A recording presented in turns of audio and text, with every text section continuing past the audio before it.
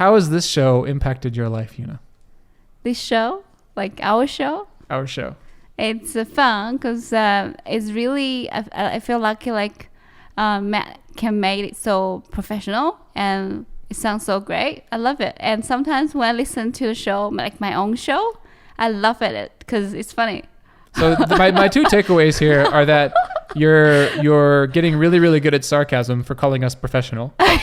And my other takeaway is that you like to listen to yourself talk. Yes. Which I guess is true of most podcasters, really. I think Yeah. they'd like to hear themselves No, talk. and I think it's a great memory, like in the future, like when you look at back what happens in 2021. That's something memorable, you know, because you can't go out, you can't travel, you can't see your friends. What you can do? We have a show. We're just talking to a microphone at each other. Yeah. Basically what we do all day anyway, except without the microphones. Yeah, we decided to put pretty it in much. front of us for an hour instead. Yeah. Yeah.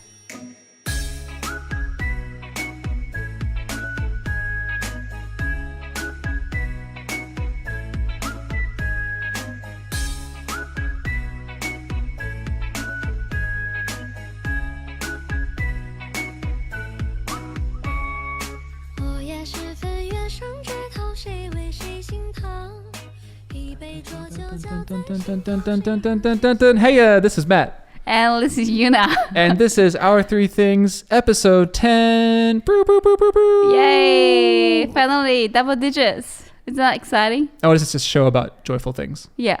And our first joyful thing, our zero joyful thing, is that we made it 10 episodes. I know, right? Somehow. And we have a 90% hit rate on being on time. Yeah. We skipped 1 week. Yeah. 90% is like an A. Yeah. I think, right? Yeah, That's it's a good high grade. distinction. Yeah. It's pretty good. Can score your job interview. I don't think anything we've discussed on here will score much of a job opportunity. Maybe. Who knows? I wouldn't hire me. Okay. Just based purely off of what I've talked about on here. We've got, what have we got? We got bidets. What else have I talked about? P-mails. Yeah. I talked about Mars a little bit. Daniel, and your favorite Daniel. And about Daniel. Well, he's probably the most fascinating thing I've talked about in the last 10 and so episodes. many of your like the Mars robots. Yeah, there was that. And so many like ultra marathon stuff. And also about 5 different reality TV show segments. Yeah, pretty much. That's actually not a bad roundup of my my interests and my profile there, I think. Yeah, it's pretty good. Very different from mine. But yeah, 10 episodes. Well, that's 10 down. Sorry, wait, no, we didn't finish yet. We didn't finish yet. It was great talking to you today. Yes. No, so we're on number 10 and we're going to keep going for a while because this is fun and we're still in lockdown. Blah, blah, blah, blah. Yeah. So this is fun and we're going to keep doing it. Mm. I'm happy to have done this. Well, at least be in progress of doing it a 10th time. Yeah. I'm pretty happy to hit double digits. And Mocha's on cue on our 10th episode celebration, shaking in the background. I know. He didn't want to talk before, but now he wants to talk. Yeah. That's okay. That's all right. All right, well, Yuna? Yeah. Let's get into it and tell me your, what would this be? Your 28th thing of our podcast. It's 28. Because this is our 10th episode. Oh, okay. 28 of my own. Of yours. Okay. So this is your So it's not 55. We're just going to start counting it that way. This is your 28th cumulative joyful thing. Yeah, they may be repetitive, but that's okay. That's okay. Yeah. What's your first thing today? So my first thing today is very relevant. It happened today. I'm fully vaccinated. I've got my second dose of AstraZeneca, and my mom finally got her first AstraZeneca, which I'm really happy. So that makes me feel so relieved of today. So now our whole little family pod in Australia is on our way to being protected. Be protected, because the reason I'm so happy is it's because like my dad's going to have surgery soon in September, so I'm actually really worried for the whole family as a unit, right? If we don't get fully vaccinated, and we probably need to do a lot of hospital visits, so having everyone at least get 1 dose of vaccine makes me feel finally we can have some protection, right? We won't add a burden to the family, say on top of my dad's surgery, touch wood, someone else needs to go to the hospital. to use the bed, right? So I'm really, really happy and relieved. And Matt would know this. I'm so relieved. My mom, her generation, finally get her first dose, which is very, very tough, like not tough, like very difficult conversation to convince your parents to do that. But I'm so glad she did it, and I'm proud of her. And fingers crossed for a less side effect for both of us. That's right. Yeah. Well, congratulations, Yuna. Yeah. You've now joined the 2-dose club. I know, right? Matt has his first, second dose last week. I beat you by a week. I know. And you know what does this mean to us is like, I feel once we all get fully vaccinated, we can finally go out, potentially. Once the whole country reaches 80%, we can go to different state. We can take Mocha out. I'm looking forward for all of this. And the fact is like, it gives me comfort. So I'm sure when I come back, you may get in contact with the virus, but I know for a fact like my parents won't end up in hospital if something happened. So which is great. Much less likely. Yeah. Much less likely. So that's why I'm so relieved. I'm looking forward to the life in October, November. Returning to some normal level, hopefully. Yeah, hopefully. Yeah. So that's the first thing that makes me feel really happy today. What's your first thing? Your 28th thing. My 28th thing. So my 28th thing is it's a little more lighthearted, I think, than the vaccine doses. But it's just a small thing. It's actually a new board game that just got delivered recently. No, like I love playing board games. I know. I've always loved doing that, and I don't do this very often, but sometimes I'll see one online, like on a Kickstarter. Oh, like you bought the Kickstarter. That's a Kickstarter. That was a Kickstarter one. Yeah, it's very expensive. Do you spend like $200 on this that? One was, no, it's not one of those. There are some Kickstarter board games that are like that's where our money $200 goes. plus. I spend way more on running shoes anyway, but that's a whole other thing. You spent $300 on running shoes? We're getting off track. Okay. I've never spent $300 on running shoes. Just to be clear. $500? No, you're going the wrong direction. Let's try this again. No. My first thing today is a board game called Roll Camera, which is this is our second take at this now. Where did you buy it? Where did I buy it? Yeah. It was the Kickstarter. See. And you're judging me for that, I think. I'm not judging you for that. I'm just saying it wasn't $200. No, it's like a fancy taste of ladies' bag, like a sort of like designer bag version. No. I would say, actually, I would argue it's the opposite of that. It's more like someone that like an outfit that someone made at home that's very well crafted, but it's actually not a designer brand. A designer brand would be like front of like one of the big board game companies or something. Okay. That's like really expensive and has all these parts to it. This one was actually, I think it was only like $50 actually. Oh, that's not too bad. It's pretty reasonable, yeah. It's very reasonable. I agree.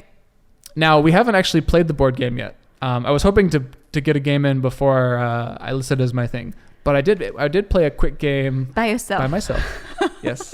Which is actually designed to do. You can play between from 1 to 4 people. Like 1 people? Yeah. Wow, that's interesting. So it's one of those like cooperative board games. So, like Pandemic is a really popular one where you basically work together to achieve a goal. So this one's fun because it's themed around like making a movie. So basically the premise of it is you work for a failing production company and you have to go through this whole system of all these different games where you have like production problems and like you can have different roles and like actors go on strike and stuff. But the goal of it is to make a movie that's still good enough to turn a profit at the end. And if you run out of budget or you run out of time, you like automatically lose. And if you make a movie that is not good enough, then you could, by the time that you get to the end, then you also lose. So you have to like make one that's good enough. How much profit consider you make a profit? Well, it's not like real money. It's just like $1, $2, $3. Okay, it's like just like units of money. As long as above 0 is a good thing. Is that what you're saying?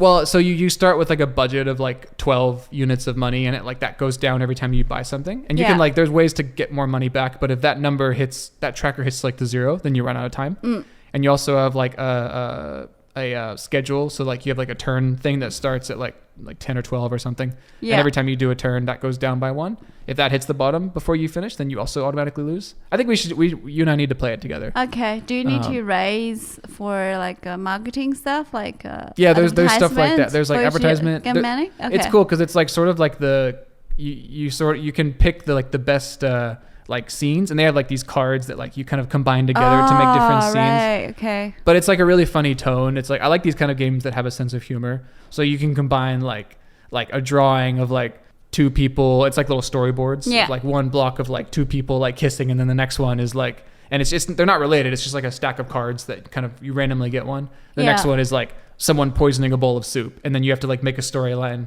out of that, and like so it's kind of like you get like wacky results. But it's pretty fun. Yeah, sounds very fun. It's one of those like I would definitely recommend if anybody likes board games. I don't know if they're actually the guy is actually selling it. It's so the publisher is Keen Bean Studio, and the designer is Malachi Ray Rempin. So I backed this Kickstarter I think a year and a half ago, actually, very long time ago, even before we were in pandemic period. And I've just been following the updates since then. It's like I didn't even really know if it was going to get made, because a lot of these Kickstarters you give money to, and so you gave them the money 1.5 years ago. Yeah. And you finally get your game. Yeah. I was following because he's one of those that he was actually sending out updates like pretty much like every couple weeks. Oh, nice. Like the entire time, and like apologizing for the delays, and so like that actually kept me sort of like invested and like thinking, okay, well maybe this will actually come out. And it finally got here, and it was worth the wait, because the components are really nice, and I can't wait to actually take it out of the box. So how much money are you actually investing in them? No, it's only about $50. That's it? Yeah. Wow. It wasn't very much. That's very good return after 1.5 years. Yeah, and because I was one of the early backers, I think, he had Did you get a share as well? A share? Yeah. No, it's not like an IPO. It's not like IPO. No, it doesn't work like that. Usually, if you do that, you get like a little gift. So like, there's like a set of dice that's like part of the. I'm not going to go into the details of the gameplay. Yeah. But there's a set of like custom dice that you use to play. Oh, nice. And the base one, if you just buy the pack, has like plastic dice. Oh. But if you're like one of the early backers, then you can get. He has like, it's like the same function of the dice to play, but they're like metal, like engraved. It's more special. They're like metal and engraved dice. I know, that sounds so nice. Yeah, so it's nice. And so I can't wait to play that with. Maybe we'll do that after we record. Yeah, sounds good. If I'm still awake. Yeah, but I love playing board games. That's one of the things I miss most about the kind of pre-lockdown life, is we would sometimes do board game days with friends, or board game nights with friends. I could do that. Like I think I could do like a whole episode on just like my favorite board games, honestly. If we really want to do that one time as like a kind of like a theme episode or something. I think the board game like industry nowadays is like, there's just so much creativity and like cool stuff out there. And for anyone who's interested and thinks that like something like Monopoly is like the best board game you can play, it's not. It's one of the worst, actually. Yeah, and there's a lot of, I don't want to get into a rant about it, because I think you could probably Google it and see similar rants. Yeah, there's so much other fun board game you can play. Yeah. It's interesting. I think you should give it a try. Yeah. Yep. So that's my first thing. Just excited to get that, get an actual Kickstarter board game that first of all came out at all, and second of all, after 1.5 years waiting. Yeah. Well, but that part of that was because of the pandemic. I'm not blaming him for that. Oh, is it? Yeah, okay. Yeah. Right. And then the shipping took a while for the same reason, because he's based in, I think, somewhere in Europe. Right. I see. So, but yeah, that's my first thing. Yuna, what is your second thing? So my second thing is very nerdy. Ooh. So I recently switched career into like data tech field. So my second thing is I'm really happy, excited. I finished some of my data analyst training course. Nice. Yeah. I think you had talked about this in a previous episode too. Yeah. Yeah, because I remember like in early episode I talked about I finished my SQL learning, which is a query language learning, and it's about like a 10-hour course, 20-hour course. Took me more than a year to finish. You took your time with it. You really absorbed the material. Yeah. So the reason I mention this again is to be able to working in this finance tech field as a data analyst, right? You're not only need to learn SQL, you also need to learn other like data build tools. You need to learn different markdown language like Yama. So it happens to be for the last 2 months, I finally literally invest time learning after work hours during weekend for those training courses. And the reason I'm really happy is I have done like a small training course before, like a 1.5 year ago, as like a project base at work.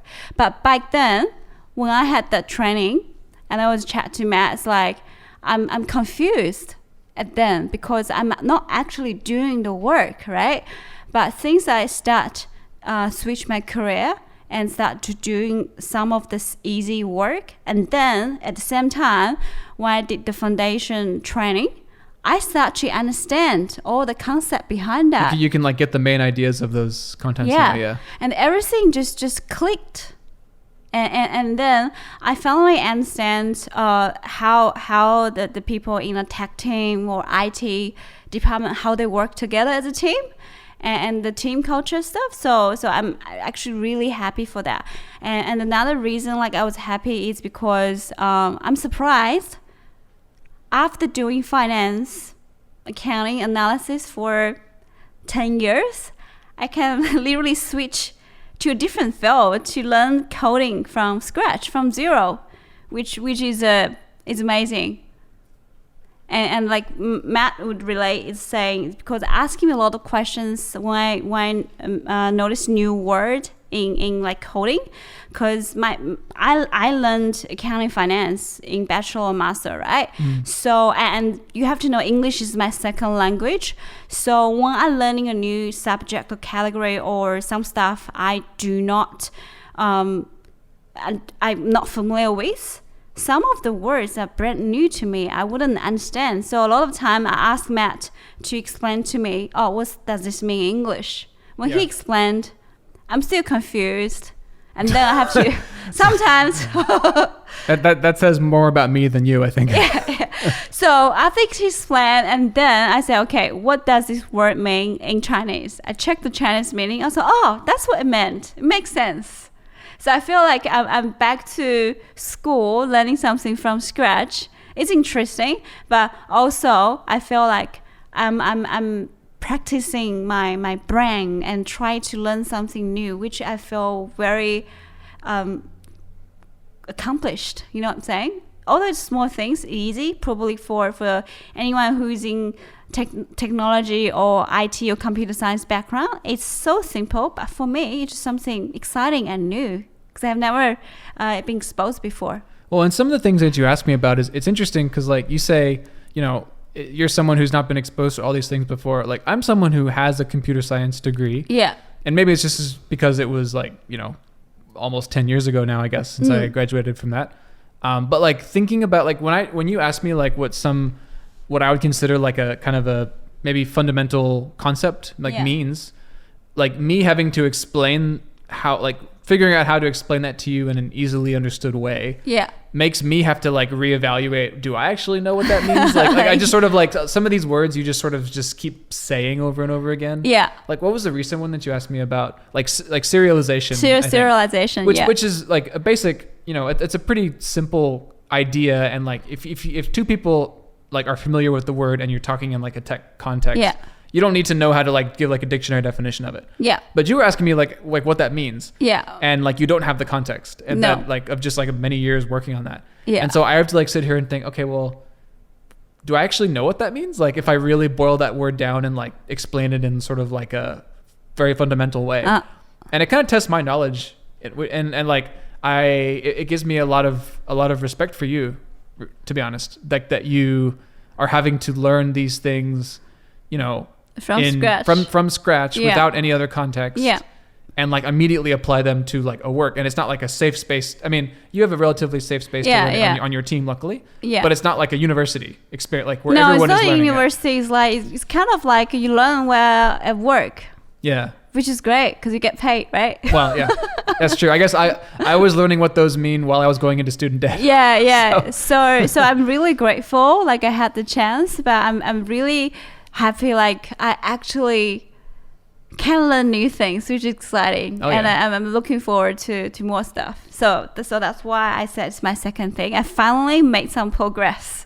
That's awesome. Yeah, and I finally realized oh, everything actually clicks. That's why they're doing this way. Everything makes sense. That light bulb moment. Yeah, it's like a great. light bulb moment. You know what I'm saying? Which I'm really excited. Yeah. Hey, you. Yeah, you, the person consuming our joy. Thank you for listening. We appreciate it. One hope we have with Our Three Things is to spread little bits of joy to everyone who listens, and not just from us. If you have something joyful in your life that you'd like to share, we'd love to highlight it on the show. You can send it to us at our3things.com/contact or email us directly at our3things.podcast@gmail.com. And if you're enjoying our happy ramblings, we'd really appreciate a rating and review on Apple Podcasts. It only takes a minute, and hearing the feedback means the world to us and helps spread the joy to even more people. All right, now, back to the things. What's your second thing, Matt? So my second thing, we're going back to a familiar corner. We're going to head on over to the science corner. Put your science hat on. Yes. That's the theme song for the science corner. I feel like I've been here like 3 times in total now, so it needed a theme song. Yeah. I'm gonna take a sound Maybe bite of Star what I Wars. just did. No, you don't like my theme song I just used? Can you sing it again? We're gonna head on over to the science corner. Put your science cap on. Yes, pretty good. Let's keep Just put that. like a little bit of like music like underneath. Yeah. Sounds good. Bold. Cut it. Lock it in. All right. Yeah. So, Yuna, I have a question for you. Uh-huh. What happens when you look directly at the sun? Directly at the sun? My eyes hurts. Maybe not directly at the sun. Let me rephrase. What happens if you're like in a dark room or like a movie theater or something and you walk out and it's a bright sunny day? Not like looking at the sun. That's the wrong way to say it. But you're walking into a bright sun. My eyes hurts. Anything else? Do you get any other sensation when that happens besides that? It's bright. Is it just feeling bright, like hurting, sort of? Yeah. Okay. So something has always happened to me that for a long time, I assumed it happened to everybody. And I only just recently realized that actually doesn't. Yeah. So for me, this is really common, like if I'm like going from like, if I'm driving, for example, and I'm like going through a dark tunnel and come out into the sun, or like a movie theater is a classic one where like it's very dark and then you come out and it's like 2:00 in the afternoon with the high sun overhead, right? Yeah. So it makes me sneeze, actually. It makes me want to feel like I'm sneezing. Yeah, so that's because of your allergy. So I thought that too. But it even happens sometimes when we're home. Yeah, so it's like, allergy. So, you're allergic to light. Well, you're not too far off. Not too far off. But there's actually a condition about this. Oh. And this is my second thing today. And that is... Are you sure it's the right condition? Did you ask doctor or Look, you Googled? I Googled and drpbs.org told me about that. And I want to read some things here because so there's an article that I'll put this in the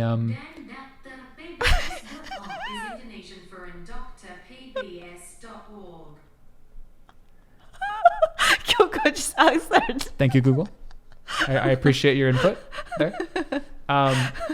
Normally we never got interrupted by any of our robots in the house. Usually it's Mocha interrupting us. That's the first time Now it's interact. Now it's our little What did it even say? Hi, Google. I don't know what it said. I must have said No, you said doctor. I said no, don't say it again. I said IG-GLE. And I think it thought I said hi instead of I. Okay. Wow. Our normal interrupter is like fast asleep on the couch. Mocha's just snoring over there, but our assistant is wide awake apparently. I know. Next, our vacuum's gonna start talking to us. I know. Our whole house is haunted now. Yeah. All right. Anyway, so I'm gonna read some of this article from pbs.org, and I'll put the link in the show notes if anyone can relate to my condition. I doubt it's a condition.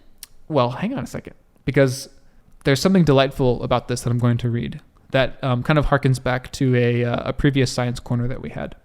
Yeah. So I'm going to read this quote. This is early in the article. So the article is just called Why Looking at the Sun Can Make You Sneeze. And here's a quote from it. Light-induced sneezes are caused by a seemingly harmless disorder called photic sneeze reflex. So I think photic is sort of like a scientific term for like sunlight, like photosynthesis. Oh, really? It goes on. The Greek philosopher Aristotle referenced the phenomenon during the 4th century BC. So it's been around a while. It's been known of for a long time, or people have quote unquote suffered from this for a long time. Suffered from the sun? Quote suffered. Okay. going on. But wasn't until 1954 that scientists first described it in medical literature. So it's been in medical journals. Some researchers have since applied the appropriate acronym. I love this so much. ACHOO. And that stands for Autosomal Dominant Compelling Helio-Ophthalmic Outburst Syndrome. Yeah. ACHOO. Yeah. So, ACHOO is like what we did that. It's the sound in Chinese for a sneeze. It's called ACHOO. like if you wrote it out? Yeah. Oh, really? Yeah. Yeah. Because the way that it's written here in the article, so like ACHOO is how you would like write a sneeze, I guess, in like English. Yeah, if you're like writing a book. Say that in So Chinese. I think so. There's actually a term for this. I think it's called they call it a backronym. You know what an acronym is, right? Where like they take like an abbreviation of something to make a word. Yeah. So there's something called a backronym, which is sort of a play on that. Where like if you have a name of something, so like if you look at autosomal dominant compelling helio-ophthalmic outburst, right? First of all, that's no one's gonna remember that unless you're like unless this is like your like PhD is on like photic sneezing or something. Yeah. So they try to take it and they try to find the words that like describe it that also like intentionally make a word that relates to it. So like in this case, a sneeze sound. Yeah. So someone sat down and like thought, okay, like all right, autosomal, that's A. Okay, what could like another one be? Compelling maybe. I guess that fits. And they kept doing that until they got to ACHOO, which I love. Like some scientists like probably sat down for like a week to figure that out, to find out a good naming. And it's good marketing. So it goes on. This article goes on to say there's a quote from San Francisco neurologist and human geneticist. Oh boy, I'm not gonna be able to pronounce this. Louis Tacek. I don't know. I think that's like a Polish name or something. But he basically said it's not a disease. Some people find it annoying, but some people like it to some extent. They'll say it helps me get a sneeze out. Mm-hmm. And I can actually agree with that because there have been times where like, you know, like when you like have a sneeze that was almost going to come. Yeah. And you're like, huh? Yeah, but it's not coming out. And isn't that frustrating? That's like one of the worst feelings. Yeah. So it's like for me, I can just open my window, just like stare out at Papa Sun out there, and I can just get the sneeze out that way. Do you really get sneeze out like this every time when you go into the sun, like without? Not every single time, but every like usually if it's like a cloudless day and you go. Well, so actually the article kind of explains this as well. So I'll go on and just read a bit more. The disorder, that's their words, not mine. Yeah. The disorder is characterized by a sudden outburst of one or more multiple sneezes when a quote dark adapted person, which means they've been in a darkened space for a while, is suddenly exposed to light. And sunlight is a trigger, but artificial illumination from light bulbs and camera flashes can also cause the sneezes. Right. Did you sneeze? Does it mean you would sneeze when you wake up every morning? It's if I were to like get up like from a dark room and like suddenly like just pull the curtain wide open and it was like a bright sun in my face, I'm pretty likely to, yeah. Like for example, like if like you know, if I go out for like an early morning run, for example, maybe not super early, but like the sun's out already, and I go out like from like and I'm still waking up, I'll usually get a couple sneezes out before I start if the sun's in my eyes. Right. That's pretty common. Yeah. Very interesting. Yeah. And now I know that I'm suffering from ACHOO. And not only me. It turns out, this is from the article, as it turns out, an estimated 10 to 35% of the population has a photic sneeze reflex. Can you double check with your doctor for that? Just confirm. So I can, but... like your doctor. Like our GP? Yes. She'll probably just link me this article, honestly. Yeah, let's try that. I want this concept to be scientific fact. Yeah, we could try that. Yeah. So the article goes on a bit to talk about like what are potential causes of this and like how is it like a beneficial adaptation for people. Yeah. So there's no consensus on this, but I'm quoting again. The most prevalent theory postulates, just means guesses, that neurological signals are crossed between the trigeminal nerve, which senses facial sensations like an itchy nose, and the optic nerve, which constricts the eye's pupils when light penetrates the retina. So basically, it's like a mix-up in signals in your brain. Just kind of happens, but they don't really know like why. Yeah. Yeah. Brain's magical. Yeah, they do think that it's potentially related to genes. So like from your parents or their parents, which might make sense because my late grandfather was a notorious multi-sneezer. Oh really? Oh yeah. We had this thing often where you know if we were there, I think this was a regular occurrence, but we would always see it when we were visiting. even if my grandma and my grandpa were in different rooms. Yes. And he would we would hear him sneeze because he was very loud sneeze, like often like 3 rooms away. Yeah. Our grandma would just hold up 1 finger. And then we would hear another sneeze. She'd hold up 2 fingers. Yeah. And that would keep going. And usually she would get to like 5 or 6. Oh, really? And then when like there was like a big enough gap, and then we like, okay, he's probably done. She would just yell out, "You got to 6 this time." Oh, that's so cute. That's a very cute little memory. So I probably get some of my sneezing from my grandpa, I think. Grandpa, yeah. Yeah. That's cute. Yeah. But yeah, I just think it's cool, like when you learn a little bit more about your sort of like useless superpowers. Like one of mine is ACHOO. Is ACHOO from Sunlight. So, yeah. Anyway, that's my second thing. That's cute. Okay, Yuna, what is your third thing? My third thing is not happening yet, but I'm really excited for that. It's the Father's Day in Australia. Oh yeah, tomorrow. Yes. Australia is very interesting. I think that's the only 1 or 2 countries have Father's Day on the first Sunday of September, right? It's different from the rest of the world, is it? Yeah, I've that's been a problem for me actually because it's different in the U.S. U.S. is in and also in China. Oh, and China's different. I think U.S. and China have the same. Because there it's so awkward. So one time, like my mom was asking, "Oh, today is Father's Day." I was like, "What Father's Day?" Yeah. And then realized, oh, it's the same Father's Day as U.S. I said, "It's not Father's Day Australia." Yeah. I feel. I've gotten some we'll say reminders from my parents. Yeah. When it's been Father's Day in U.S. because it's earlier in the year than Australia. Yeah. And I just have like.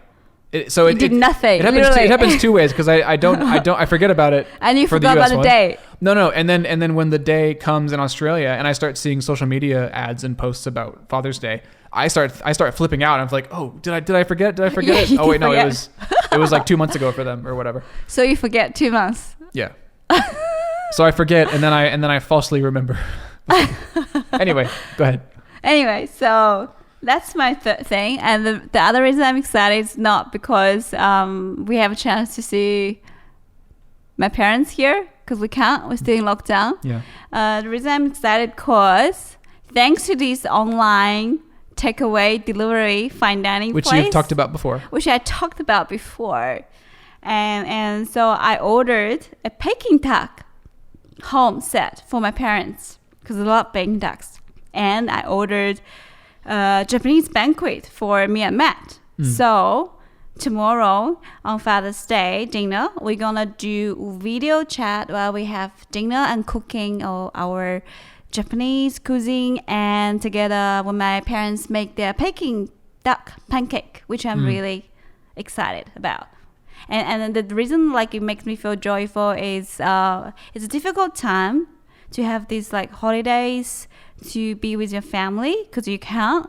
But on the other way, I'm so grateful for those restaurants that can provide this home dinner service, that you can just make the dinner tasty food yourself, right? Because if you want us to make Peking duck from scratch, that's gonna be so difficult, right? And as well as if you want us to make a nice Japanese banquet, it's gonna be difficult because we don't know how to make them, right? Yeah, so that's something I'm really excited and happy and look forward to. Hopefully it's a good experience. Yeah, it should be fun. Yeah, because I remember we tried the same Peking duck place before during the first lockdown for your birthday? That was my birthday last year, I think. Yeah, for your birthday last year. And we both loved it. And it's so good. So that's my third thing. Happy Father's Day to all the Aussie dads out there. Yes. So what's your that thing? Well, Matt? thank you, Yuna. So that would be your 30th thing. This is my 30th thing. 30th thing. For the whole show. For the whole show. So. 60 things. 60 things total after this one. Yes. That's true. So my third thing today and 30th for the show and 60th cumulative for both of us for the show is a book I'm reading actually. I'm almost through with it, but I think I've got enough through that it's clearly one of my joyful things. Yeah. Yeah. So it's called it's a self what's the word? Not an autobiography, a memoir. That's the word. So like it's a memoir written by a woman named Hillary Allen. And she is, she was, I guess, a famous ultra runner. She was like a world class mountain runner. So like she's one of those people who does like the really, really crazy like high mountain peak running, like huge elevations. Huge elevations. Yeah, a lot of the ones in Europe are like crazy like that.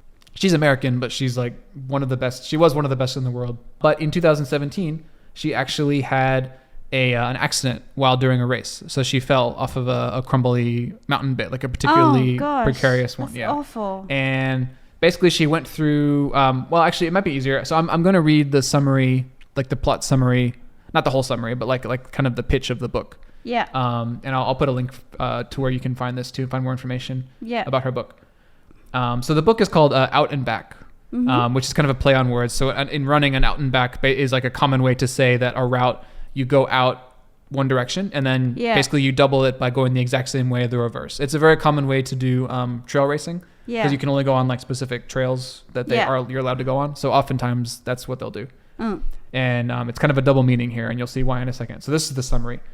In 2017, world-class ultra runner Hillary Allen was at the top of her sport, and it felt like she was running on top of the world as she competed in Norway's Trom? I don't know how to say that. Trom Sky Race.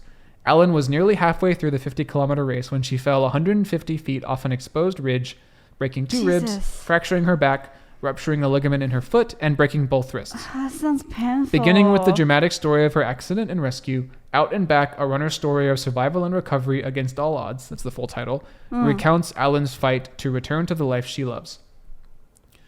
So that sounds pretty dark, I think, when I just read the summary. Yeah. Basically, everything that I just read, that's sort of the first chapter of the book. The book, basically, it does a brief outline on sort of like her rise into it. And I think she's like most of these like really high-performing ultra runners where she has an extremely hardworking, kind of stubborn, addictive personality. Yeah. And it's just something that she kind of had an aptitude for.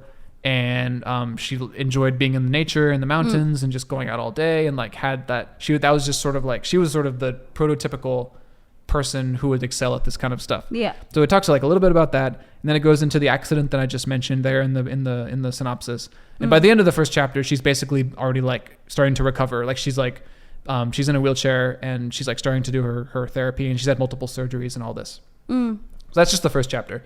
The rest of the book, except for like pretty much the entire book except that first chapter, is probably one of the most inspirational things I've ever read, because she talks basically about her mindset and how she has to work back and both like she has to like figure out, I guess, how to try and get back to some semblance of like understanding herself, both like mentally and physically. And she goes into a lot of detail about how it's not just about like, you know, if you have an injury or any real like setback in your life, that it's something that it's all about your mindset as to like how you can not grow out of that, but how you can sort of frame it in a way that like creates positivity in your life again. Yeah. So like she starts off in the book, just to give maybe like a more concrete example of this.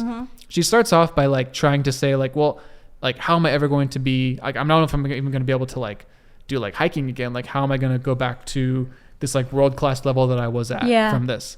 But then she slowly starts to realize, well, okay, maybe it's not about trying to like reclaim what I had before, but about using this experience as like a springboard to better understand like what I could be capable of in the future.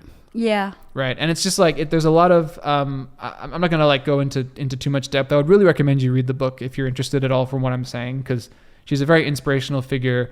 She did manage to, I mean, just a slight spoiler, I guess, but it's how it's happened in real life. So you could look her up if you really want to, but she did get back to a point where she was able to run races again. Wow. How long does that take her? Oh, I mean, it was like years of work.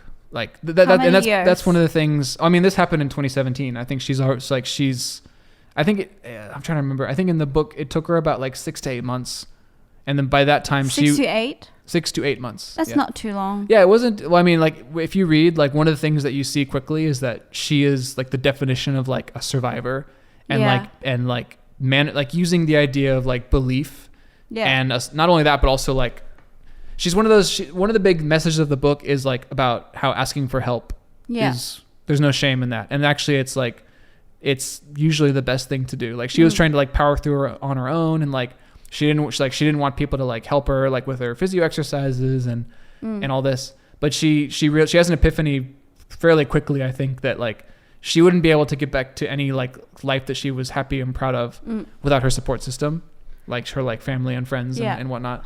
And yeah, it's just like the whole book is it's fairly short. I think it's only like a couple hundred pages. You could get through it pretty quickly. Yeah. If it's something that you're interested in, I would just really recommend checking it out. There's a lot of lessons in there about like not just like if you're a ultra runner and how to bounce back from an injury, but also if you have like any setback in life, like how becoming like better out of that is all about like how you frame it. Yeah. And there's like a lot of like I think pretty actionable little tips in there. I don't like reading like self-help books in general, like things that like teach you how to like be a better person by doing these like 5 steps. I much prefer, I think, like reading stuff like this that shows real examples of people who've like actually gone through this stuff. Yeah. And kind of like how they got through it, and like you can take some of it. Maybe not everything would be relevant for you, but like some of it probably would. And it's the kind of thing that I think I find really inspirational. So that's my third thing.